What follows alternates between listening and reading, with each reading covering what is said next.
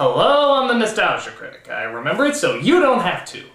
There's a theory going around that comic book heroes are the great modern myths, in the same way that Hercules or Perseus were the great Greek myths. Well, if that's true, then Captain America must be douchikis because he sure doesn't hold up. Now, I'm not talking about the comic books themselves, I never really read those. I'm solely going by the low-budget action film that actually came out in 1990 under the same name, Captain America. Never heard of it? There's a reason. Ridiculously stupid and embarrassingly over the top, Captain America was among one of the cheesiest comic book movies ever made. And knowing how cheesy comic books already are, that's pretty bad. So strap on your devil-horned eagle wings and let's take a look at Captain America. So the credits roll as we start off this classic American story about a classic American superhero in the classic American heartland of Italy. Unusual start.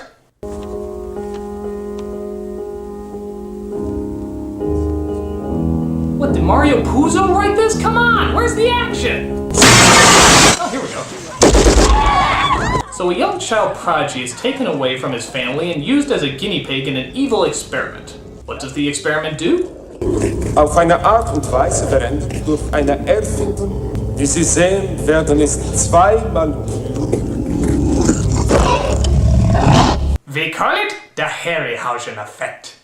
The scientist running the experiment doesn't want to harm a child, and thus she escapes this evil, heavily armed military base by just jumping out the window. Well, that was unrealistically simple. We then cut to 7 years later. Yeah, thanks, we can do the math. We see an injured soldier named Steve Rogers who's leaving his home to partake in a similar experiment that could heal his leg and make him even stronger. Everyone comes to say goodbye except for his girlfriend, Bernie. What is it? I'm sorry. It's just that I love you.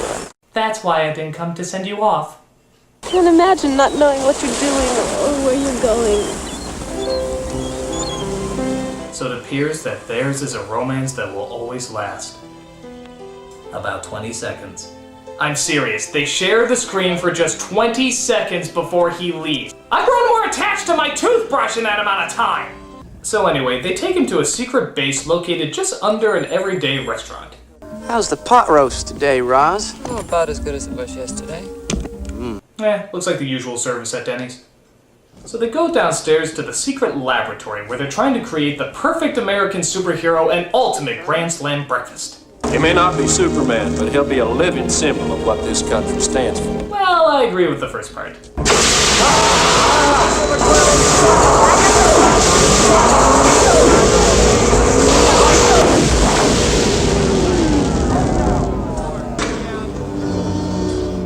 That was just to see if it was on. Here's the real deal.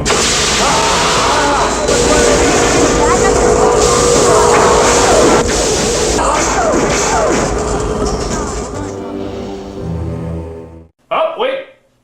The camera wasn't recording. Let's try it again. I hate humanity. So the experiment works. Steve's leg is cured and he seems more powerful than ever before. The onlookers wish to congratulate the scientist. Remarkable work, Dr. Naselli. Congratulations. Heil Hitler! What was that? Heil Hitler! Wow, that was the most over-the-top way to kill somebody. I give you props, guy. That was mighty silly. I mean, it's just so sporadic. You could call it the Psych Hitler. You go in to shake someone's hand, it's like, Psych, hi Hitler. Do you think he does that everywhere? Like at weddings? A toast to the bride and groom on this, the happiest day of their Heil Hitler! Or how about bar mitzvahs? You think he does it there? Jimmy, now that you're officially a man, let us celebrate with this most sacred of Jewish tradition. Heil Hitler! Or good God, what if he was a kindergarten teacher? The itsy bitsy spider went up the water spout. Down came the rain to Heil Hitler! So the scientist is killed as Steve is shot and put in the hospital. Colonel, that young man is lucky to have survived the surgery. I'm on a level with you, Doctor. I am Matt Dillon's brother. What's at stake here is the lives of thousands of innocent people. But it turns out all his wounds are healed as he's ready to leap into action and get revenge. Wait, no. You can't do that, movie. You can't just toss him into that outfit. I mean, have you seen it? There's car wash clowns that look more dignified than that. If you don't give some build-up or explanation, nobody's gonna take it seriously. Colonel Lewis? Sir, there's something nobody's talked about. When do I get some fresh troops in my battalion? Dr. Vaselli had all the details to the process in her head. Sarge, you got that crazy fireproof uniform Dr. Vaselli made up for you. She didn't know much about camouflage. But she sure did love the red, white, and blue. She thought dressing you up like a human bullseye would do much better in throwing the enemy off. So after that extremely weak explanation about the costume, they toss him out of the plane to go hunt some Nazis. I hope I look silly enough.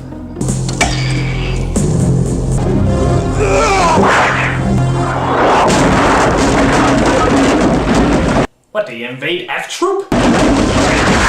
So after he defeats the Nazis with his flying saucer sled, he makes it to their main headquarters, where he finds the child that was experimented on at the beginning of the film, who is now transformed into Freddy Krueger's wax sculpture. Bastards! Actually, he's known as Red Skull, who is sadly much more powerful than the mighty Captain.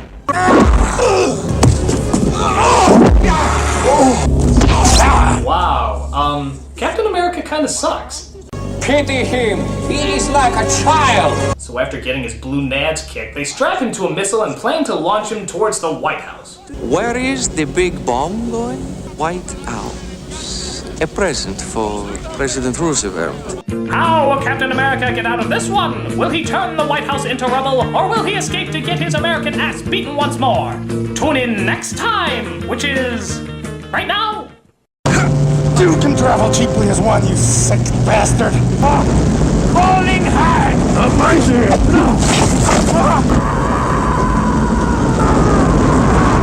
I'd give my right hand to get my right hand back! Yeah, thanks, movie. I never would figure that out. What are you doing up? So in that place, that's apparently hard to identify, a young boy named Tom Kimball dreams about the possibilities of Washington. How do you expect me to sleep, Mom? We're in Washington, D.C. When I grow up, I'm gonna be president. I want to invade countries that will get a BJ in the Oval Office and not be able to pass a questionable healthcare bill. President. So because the kid is just so gosh darn excited, he sneaks out in the middle of the night to take pictures of the White House. Wow, what a dork. Our Father who art in heaven, hallowed be thy name, thy kingdom come. Oh God! Well, that's just silly. So Captain America actually kicks the rocket over the White House, just missing it. When did this turn into a Daffy Duck cartoon? So the rocket somehow lands in Alaska without exploding and leaves Captain America in the snow. Our hero, ladies and gentlemen, our hero. And just when you're hoping he'll disappear from the movie altogether, he sort of does. Literally decades go by without any mention of the guy. I guess the movie just decided to give up on him. So we get all the way to the 90s where that Tom Kimball boy grows up and actually does become president of the United States. A white guy is president? Who's gonna believe that this day and age? He meets up with a guy named General Fleming, played oddly enough by the father from A Christmas Story. You just simply can't expect us to cut back on our solid waste 90% in 6 months. We have to be as fragile as possible. We then cut to the League of Extraordinary Accents, where all sorts of evildoers plan evil things. And it turns out the General is among them as well. You're gonna see everything that you worked for and planned for the last 30 years go right down the crapper. Assassination isn't worth the trouble. Well, now who's this guy? Is this a new villain or something? Wait a minute. That's Red Skull? Well, what happened to him? Did he just magically grow his skin back? There's plastic surgery and then there's fucking miracles, guys. I mean, isn't the whole reason they called him Red Skull because, oh, I don't know, he had a friggin' Red Skull? Okay, whatever. After Red Skull becomes Numbskull, they discuss their diabolical plans to kidnap the president and brainwash him to do their evil deeds. I am only a humble businessman. doubles in science. Before you make your decision... Say, wasn't there a Captain America in this movie? Yeah, I know, because it changed so much over the decades. Will you lay off the descriptions? So they find Captain America years later, literally frozen in a block of ice as they just thaw him out in their tents and he just walks off like nothing happened. That's pretty weak! No way did that just happen. I can't believe we just thawed out a basketball mascot! So the president hears about this, and rather than, oh, I don't know, call the Secret Service or something, he calls his childhood friend, played by Ned Beatty, like he's 8 years old again. Well, you sure it's not some kind of crazy hoax? Can you spare me the conspiracy theory just this once? Enough of your childish ravings! I'm talking about a superhero that was strapped to a missile and frozen in ice! But Red Skull disco- Oh, fuck you, movie! Do you really think we can't figure out where this is? I mean, seriously, why don't you just have a subtitle under everything? And background on everyone on his security staff. Consider it done, Mr. Centers. So as I was saying, Red Skull discovers about Captain America 2, and thus sends his finest hot chicks to track him down. But thankfully, the president is quick to act, as he sends one pudgy middle-aged journalist to handle the situation. Am I in the circus?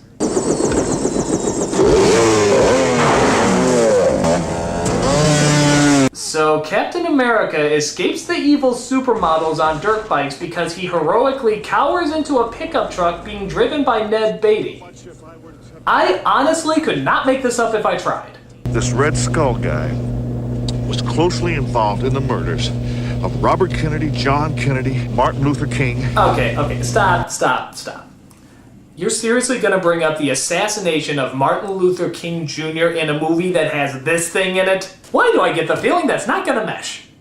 Would you pull the car over, please? I think I'm going to be sick. So Captain America pretends to be car sick and, I'm not kidding here, steals the car away. This guy's an asshole. When he's not getting his useless butt kicked, he's either hiding under something or running away. Talk about Captain Douchebag.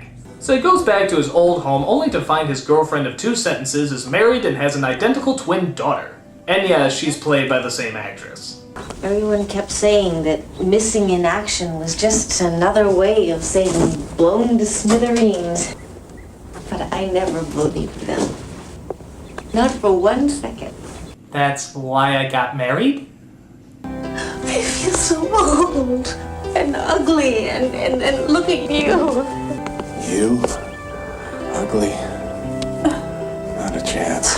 I don't care if you look like a female John Voight, it just turns me on more. But Red Skull sends out more fashion models to hunt him down and kill him. Look at this, it looks like the cover of Vogue. So they break into the house, shoot Chris Christopherson, and kill dear old Bernie. Where's my mother?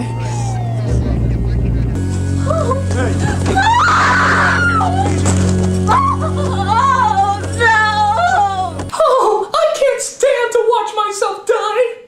We also find out that while this was going on, the president was in fact kidnapped. The President of the United States was abducted from his hotel in Rome. Boy, our armed forces really kinda suck, don't they? They create a neon action hero who can't fight and let the ruler of the free nation get abducted without a cutscene. These guys couldn't defeat Cobra! So through a series of driving, snooping, and yes, more heroic hiding, Steve and the daughter find they need to travel to Rome in order to find the evil Red Skull. Could you pull over for a minute? I think I'm going to be sick. Are you okay? Oh god, not again, you dickweed! What are you doing? I can't take you into danger, Sharon. Captain America, bravely abandoning the people who help him in his time of need. So we see Steve try to talk to some of the local people, but doesn't manage to get far. Cosa volete? Speak English? I was wondering. I like that. Do you speak English? No? Well, then I'll just keep speaking. Buongiorno! But the daughter somehow manages to follow his car on foot and proceeds to help him out with her Italian, which makes the previous scene entirely pointless. So they find an old tape recorder that has the recording of Red Skull's kidnapping as a child.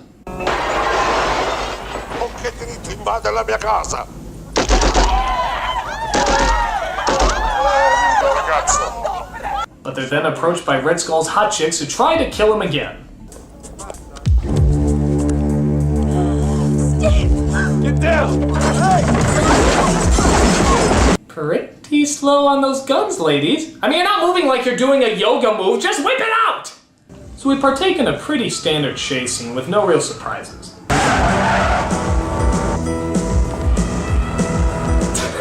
Hi! A giant car is about to run you over? I mean, what are you kids? Blind, deaf, and just all around stupid? I love this. He pushes the daughter out of the way of the bike so he can get hit with the bike. Oh yeah, for some reason I thought I was a superhero or something. So he grabs a bike of his own, speeds off into the sunset, and then falls off the cliff. I mean, really? Are you even surprised? God, I suck! Well, gee, it's not like we can just keep looking for 10 more seconds. Let's go, ladies. So they finally find the location of the president as they sneak into their hideout to save him. This looks like a job for flamboyance. So the president escapes but is cornered by the bad guys. His brilliant way out? Killing himself. Hey, after being in this movie, I don't blame you. But luckily, Captain America just happened to be climbing up the wall at the time. Wait on the North Shore. There's some caves there at the base of the cliff where you can hide. I'll come and get you when we get out. Are you kidding? I'm not bailing out on Captain America. Good! He can probably kick more ass than he can! So he confronts Red Skull as we get some flips, kicks, punches. The president tosses him his multicolored pizza pan as he escapes to the roof. Mr. President! Thanks. Mentos, the fresh maker. So Red Skull goes to arm another bomb, which is in a piano. Yeah, whatever. As Captain America does what he's best at. Hiding like a pussy. But the daughter plays the recording of his kidnapping to distract him as Captain America gets out his Wonder Frisbee and knocks him off the cliff. Heads up. I just decapitated a hot chick. I am the great American hero. So the president calls in his Scottish ninja army men as Captain America hugs his dear daughter and makes one last speech to the audience. In Rome today, 116 nations agreed to an environmental protection treaty.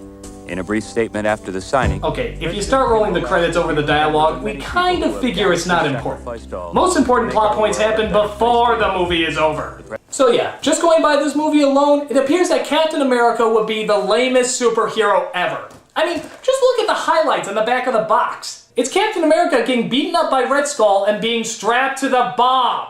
These are the heroic highlights, kids. Oh, I also like this where it says that Captain America is a high-flying adventure for children of all ages as long as you're over the age of 13. This is crap, plain and simple. It's a wimpy superhero, it's a boring story, and the production value looks like it was more out of the 70s than it was the 90s. But to be fair, this is a very tough superhero to pull off. I mean, what guy could honestly look the least bit intimidating in that ridiculous outfit? Chuck Norris!